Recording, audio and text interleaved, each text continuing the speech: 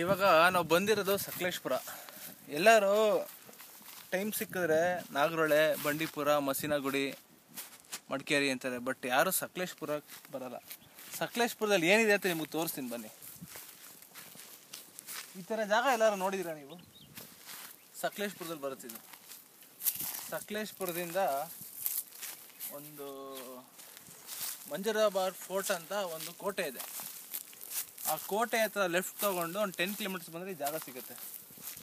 Rainy ಸೀಸನಲ್ಲಿ ಇದೊಂಥರ Switzerland ಇದ್ದಂಗೆ ಇರುತ್ತೆ. ನೋಡಿ ಎಷ್ಟು ಚೆನ್ನಾಗಿದೆ.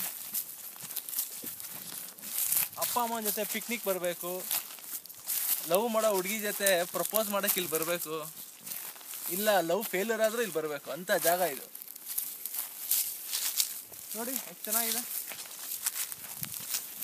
ಇದು ಸಮ್ಮರ್ ಆಗಿರೋದ್ರಿಂದ ಒಣಗೋಗಿದೆ. ಅದೇ ನೀವು ರೈನಿ ಸೀಸನ್, ವಿಂಟರ್ ಸೀಸನ್ ಬಂದರೆ ಗೊತ್ತಾಗುತ್ತೆ. ಯಾವ ಸ್ವಿಟ್ಜರ್ಲ್ಯಾಂಡ್ಗೂ ಕಡಿಮೆ ಇಲ್ಲ. ಇಲ್ಲಿ ಸ್ನೋ ಒಂದು ಬೀಳೋದು ಅಷ್ಟೇ. ಬನ್ನಿ ಹಂಗೆ. ನೋಡಿ ಇಲ್ಲಿ ಮರ ನೋಡ್ತಾ ಇದ್ದೀರಾ? ಒಂದು ಕಾಣಿಸ್ತಾ ಇಲ್ಲ, ಅದು ಮರ. ಅದು ಆ ಮರಕ್ಕೆ ಏನಿಲ್ಲ ಅಂದರೂ 3000 ವರ್ಷಗಳಾಗಿದೆ.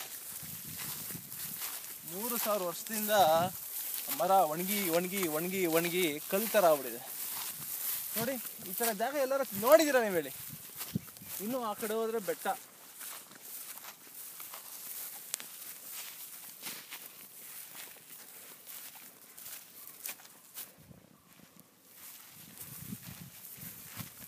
ಆ ಕಡೆ ಹೋದರೆ ಬೆಟ್ಟ. ಅದು ಅಲ್ಲಿ ರೋಡ್ ಕಾಣಿಸ್ತಾ ಇದೆಯಾ ನಿಮಗೆ?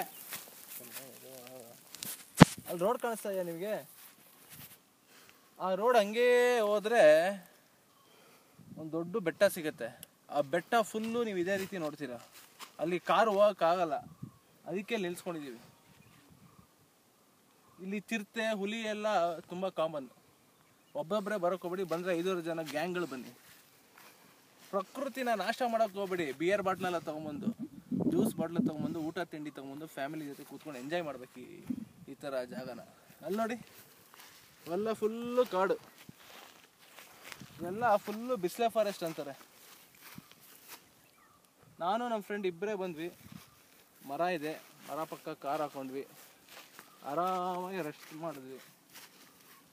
ರೆಸ್ಟ್ ಮಾಡಿ ಇದೊಂದು ಡಾಕ್ಯುಮೆಂಟ್ರಿ ವಿಡಿಯೋ ತೆಗೆದು ನಾವಿವಾಗ ಎಲ್ಲರನ್ನೂ ಸಕಲೇಶಪುರಕ್ಕೆ ಬರಬೇಕು, ಸಕಲೇಶಪುರ ಟೂರಿಸಮ್ನ ಬೆಳೆಸಬೇಕು ಅಂತ ರಿಕ್ವೆಸ್ಟ್ ಮಾಡ್ಕೋತೀನಿ ಎಲ್ಲರ ಹತ್ರನೂ.